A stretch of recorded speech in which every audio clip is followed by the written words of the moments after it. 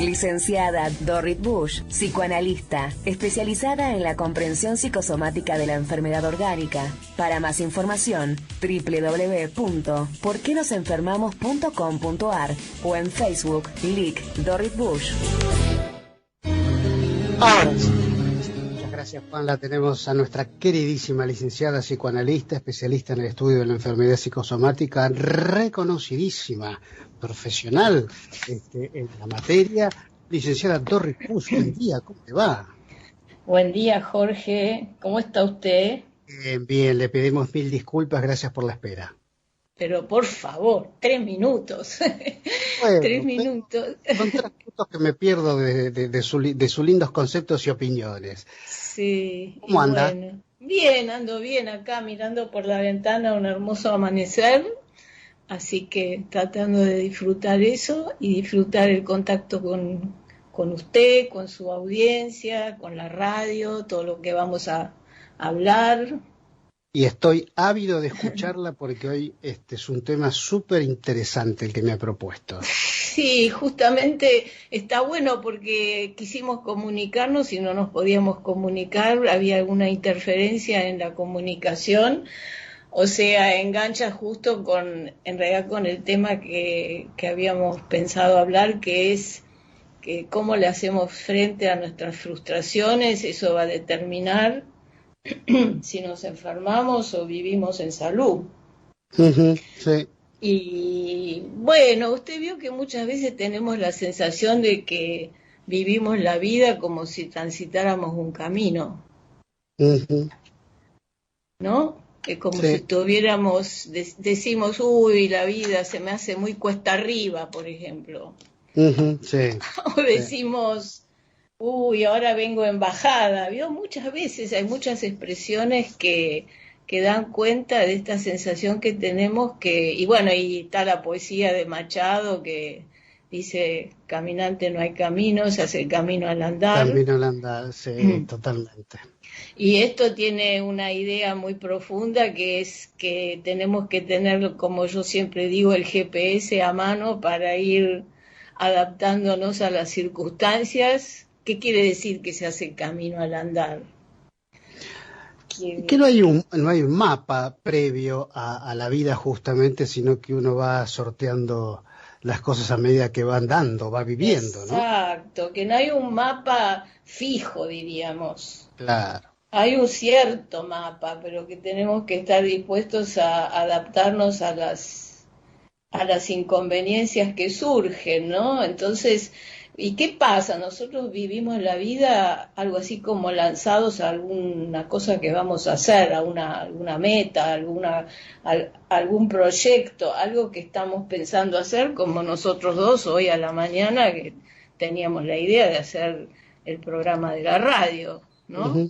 Sí. Tenemos estas metas, las tenemos un poco más conscientes, más claras, y hay otras que no las tenemos tan conscientes, que las tenemos más en la penumbra de la conciencia. Sí. Pío Ortega decía que tenemos siempre la vida puesta en algo. Por lo que llamamos, claro, la vida puesta en algo. Usted tiene mucho de su vida puesto en este programa de la radio, qué duda cabe. Es cierto. Se le dedica con un entusiasmo y con una perseverancia, y todas las mañanas de 8 a 9, firme, de lunes a viernes. Eso realmente es tener la vida puesta en algo, o lo que nosotros llamamos a algo que le da sentido a nuestra vida. Sí, no lo había pensado de esa manera, es muy interesante. Y bueno, o lo que nos llena la vida. Usted también tiene puesto su vida en la docencia y en todo lo que usted hace con los alumnos. Bueno, discúlpeme que empiece a hablar de usted. Yo tengo mi vida puesta en muy gran parte en el psicoanálisis que ejerzo, en la psicosomática. Pero pongamos otro ejemplo, salgamos de usted y yo y hablemos, por ejemplo, de una madre que vive para sus hijos y su familia, que se desvive, como se dice, o un hombre que vive para su empresa, un científico que vive para su obra. Lo importante, más complicado es cuando estas metas no son tan conscientes, ¿no? Una cosa es tenerlo consciente y otra cosa son todas estas metas o estos proyectos que no tenemos del todo conscientes. Ujú. Pero bueno, ya vamos a llegar porque tenemos esperanzas, tenemos sueños, expectativas, nos hacemos ilusiones, nos hacemos una idea bastante acabada de cómo pensamos que van a ser las cosas y justo hoy en día, por ejemplo, todo el tiempo, todo el mundo, ¿qué es lo que subraya, Jorge? La incertidumbre. Claro, sí. ¿Y qué pasa? Todo el mundo está sufriendo porque en este momento se ha hecho muy, muy intensiva la cuestión de la incertidumbre, aunque la incertidumbre existe siempre en realidad. Porque por eso digo, nosotros nos proponemos metas pequeñas, por ejemplo, de todo lo que voy a hacer este día, Ujú. y después tengo metas más importantes en las cuales algo así como apuesto más fichas de mi vida, no sé cómo decirlo metafóricamente. Sí. Y entonces, ¿qué pasa en este famoso camino que vamos transitando? ¿Qué sucede? ¿Qué sucedió en marzo del año pasado? Uh-huh. Que de golpe aparece algún impedimento. Sí. Algo que surge, es como si yo estuviera caminando por un sendero y de golpe me encuentro con un río que no puedo cruzar. Uh-huh. Sí. Nos pasan cosas. Todo el tiempo nos pasan cosas, en realidad. Uh-huh. A veces buenas y a veces no tan buenas.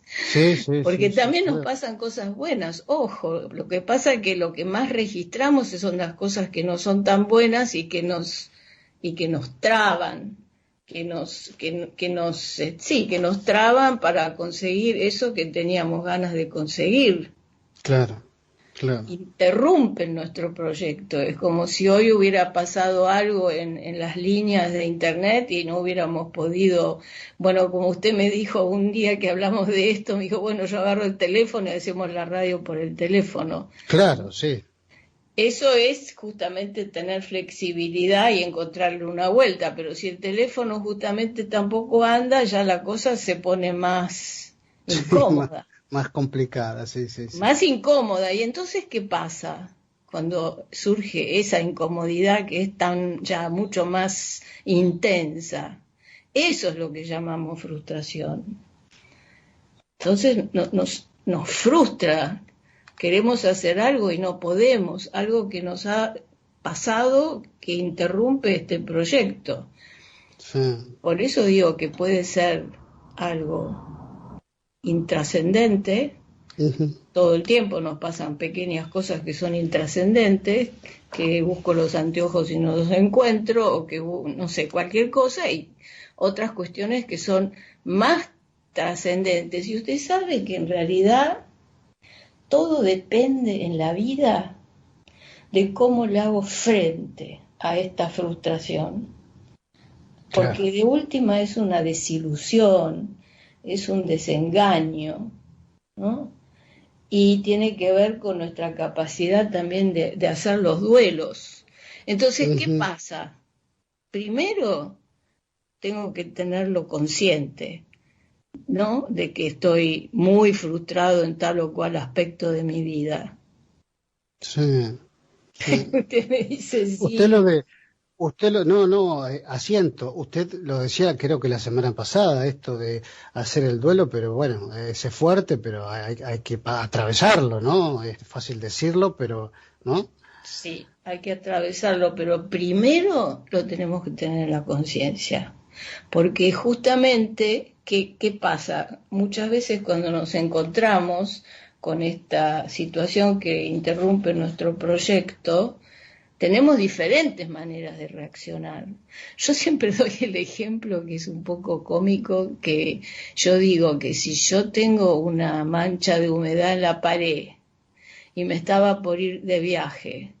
Y digo, uy, ahí hay una pérdida de agua, pero que siempre dicen hay que pensar positivo, Sí. hay que irse de algún lado y distraerse. Si yo tomo esa actitud, le pongo un cuadro delante, me voy de viaje, y bueno, ¿qué pasa? Cuando vuelvo tengo un desastre en mi casa, porque esa mancha de agua resulta que era un caño roto, y entonces me parece bárbaro que uno tenga una manera positiva de encarar la vida, pero una cosa es ser positivo y otra cosa es negar, ¿no?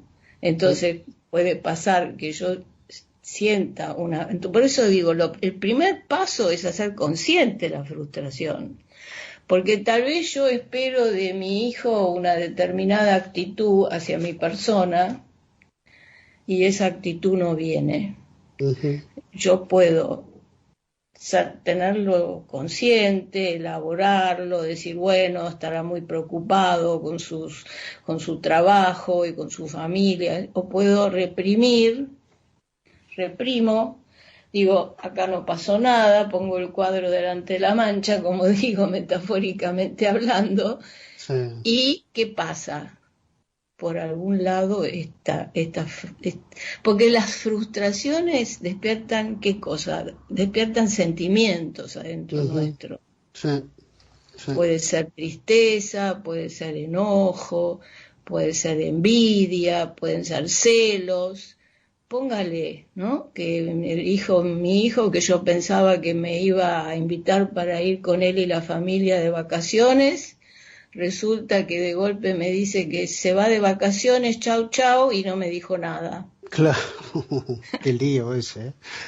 Y bueno, y es una situación tan frecuente hoy en día, Jorge, porque como las familias tradicionales están en tren de desaparecer, esas familias donde estaba el padre, la madre, los hijitos, los tíos, los primos y los abuelos todos juntos, tal vez en el interior todavía existe más este tipo de familia, pero cuanto más grande la ciudad, tanto más se nota un cambio en la sociedad, Sí. y ese cambio que los míos, los tuyos, los nuestros, la mayoría de las parejas que por lo menos se han divorciado una vez en su vida o 2 veces en su vida, entonces tienen padres por acá, suegros por allá, del primer matrimonio, del segundo los hijos, y es una galleta impresionante, y entonces también hay cosas que ya ahora son mucho más raras,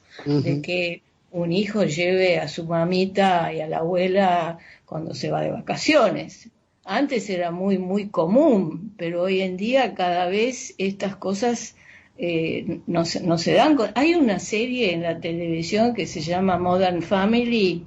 Ajá, no la vi. ¿En Netflix o...? Sí, en Netflix, que si algún día tiene ganas de distraerse y reírse un poco, pero es muy cómica, no es nada de mucha profundidad, pero realmente refleja muy bien lo que pasa en la sociedad en este momento.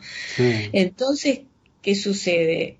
También la gente mayor está mucho más sola, hay mucho más gente que está sola. Sí, eso sí. Familia es una contención muy importante, es una compañía que es muy importante tenerla. Ahora yo vuelvo al ejemplo, entonces usted supóngase que esa madre que estaba esperando que su hijo la invite cuando se va de vacaciones, resulta que de golpe el hijo le dice, chau mamá, mira mañana nos vamos y nos vemos dentro de 15 días. Ahí, bueno, tiene la frustración, viene la conciencia, la sufre, porque esto despierta sentimientos. Y los sentimientos, por algo la palabra pasión tiene que ver con padecer, tiene que ver con patología, tiene que ver con pena. Los sentimientos, muchos de ellos uno los sufre, porque si esa mamá de pronto siente que la archivaron y que se fueron y la dejaron totalmente apartada de lo que ella se había imaginado. ¿Ve que acá estamos otra vez con esto que uno se imagina que va a pasar? Bueno, una alternativa es que lo lo sienta bien conscientemente, lo viva y lo puede elaborar, porque cuando uno lo tiene en la conciencia, la gran ventaja es que lo puedo elaborar. Claro. ¿Qué es elaborar? Elaborar es, perdón, yo le pregunto y después no espero que me conteste. No, Elaborar es darlo vuelta y lo habla tal vez con su psicoterapeuta o con su amiga o con la otra amiga que le pasa lo mismo y puede ir dándose cada vez más cuenta que el hijo también tiene sus problemas y sus cuestiones y bueno, y poco a poco esto se va disminuyendo de la intensidad. Uh-huh. Y al final, bueno, hará algo, encontrará lo que se dice un sustituto, encontrará, bueno, está bien, no me llevó de vacaciones, pero me voy a ir con mi amiga a comer algo rico en el bar de la esquina, póngale, siempre que se pueda con la pandemia. Sí. Bueno, en la vereda, digamos, bien abrigado, bueno, porque ahora hace frío. Sí, hay que ser valiente. Pero sí, hay que ser valiente. Pero bueno, la otra alternativa es que ella trate de no registrarlo, de sofocarlo, como decía, sofocar los sentimientos. Uh-huh. Me gusta más esa palabra que la palabra reprimir, que está tan desgastada. Y entonces de golpe puede pasar que le suba la presión y no sabe por qué le sube la presión, porque lo que siempre decimos y lo que dije muchas veces en este programa, que los afectos, los sentimientos siempre se descargan. Si no se descargan de una manera, o sea, la vía natural y normal, es como el agua, ¿vio? Usted le pone una tapa acá y sale por el otro lado. Entonces, eso va a aparecer de otra manera por otro lado. Y uh-huh. Tal vez entonces, ¿vio? Entonces estamos con el título de este programa que habíamos dicho, nuestras enfermedades dependen de cómo yo proceso las frustraciones que me suceden. Sí. Entonces, yo digo, bueno, no pasó nada, pienso positivo, jaja, y no me hago ningún problema, pero el proceso, la desilusión, el dolor, la indignación, Jorge, de esta mamá que va a pensar tal vez, muy adentro de su alma, muy en el fondo, qué barbaridad, y yo que hice tanto por mi hijo, y cómo lo crié, y cómo le cuidé los hijos, y ahora resulta que se agarran, se suben al auto, dicen chau abuela, y se van para otro lado lo más alegremente, y yo me quedo acá en la casa mirando la televisión. Uh-huh. Sí. Entonces, puede de pronto tener sentimientos muy intensos que al no tenerlos bien en la conciencia y claro para poder, como digo, de alguna manera elaborarlo y canalizarlo, esto se descargará en un síntoma, puede ser, por ejemplo, que le suba la presión, que entonces va a ir al médico, le van a dar un remedio, y sabe lo que pasa, los remedios a la hipertensión en general no la curan. Uh-huh. No. Por ejemplo, si podemos hablar de la hipertensión o podemos hablar de otra patología si usted quiere. O sea, o como yo había escuchado, pero después no pude seguir escuchando la primera entrevista, pero había escuchado algo de que se hablaba de por qué uno a veces quería bajar de peso y después no se podía, por más que siempre recaía en volver a engordar y demás. Por ejemplo, hay personas que no hacen una hipertensión, que aparte, fíjese, Jorge, si se hace una hipertensión. Hasta la medicina tiene una cierta idea de que nosotros tenemos algo que ver con la enfermedad que nos aparece, porque hizo un cólico renal, se dice, ¿no? O hizo una hipertensión, por ahí de repente va y se come todo y engorda, por ejemplo, ¿no? Y bueno, después hace dieta y la dieta le dura 2 o 3 días y después come de vuelta. ¿Y por qué come y come? Bueno, siempre se dice mucho que canaliza sus frustraciones, sus desilusiones, sus desengaños por la comida, ¿no? Eso se dice, pero nosotros en la Fundación Luis Quiosa decimos algo que yo ya lo comenté alguna vez en este programa, que es bastante más subversivo, y decimos que en un trabajo que hemos hecho bastante completo, que decimos de que la persona no engorda porque come, sino que come porque inconscientemente necesita y desea engordar. Sí, es cierto, es un gran tema ese, controvertido. Y entonces fíjese que se entiende mucho mejor de por qué la dieta, por qué después le vuelve las ganas y le vuelve las ganas. Porque tenemos ese personaje adentro nuestro, ese otro yo, que es el que manda, es el que tiene que ver con nuestras verdaderas ganas, con nuestros verdaderos deseos, con nuestros miedos, pero está por eso hace falta el psicoanalista, que le va a ayudar a ser más consciente todo lo que pasa con ese segundo yo que está ahí escondido y que es el que de verdad, le guste o no le guste, es el que nos va llevando por la vida. Lógico, porque hay temas que uno ni siquiera quiere hablar con su pareja, y el espacio psicoanalítico es el espacio para poder sacar todas las frustraciones y todo lo que no te deja avanzar, ¿no? El espacio es tan fundamental, tan fundamental. Sí, y porque además la pareja... sí, porque con el psicoanalista tenemos todo un procedimiento a través del cual le podemos ayudar al paciente, además hacerlo consciente. Claro. Porque el paciente viene y dice, yo no sé qué me pasa, pero resulta que tengo hipertensión y tomo remedio, pero a veces me ayuda y a veces no, y a veces primero además a veces el remedio me hace mal y además a veces tengo que bajarlo de golpe porque ahora me bajó la presión. Y estoy ahí hipotenso, tirado en el sillón, entonces pero es un trabajo largo y hay que tener mucha paciencia, por algo el paciente tiene que tener paciencia. Paciente viene de paciencia, exactamente. Mi querida, como siempre, un placer. Bueno. Me están sacando la silla. ¡Ay, le sacan la silla! Bueno, me están tironeando de atrás. No se va a caer. Me están tironeando de atrás. Que tengan un lindo fin de semana, que va a ser, no sé si va a ser tanto frío este fin de semana. No, pero va a ser frío igual. Así va a ser frío, cuídense. Le mando un besote enorme.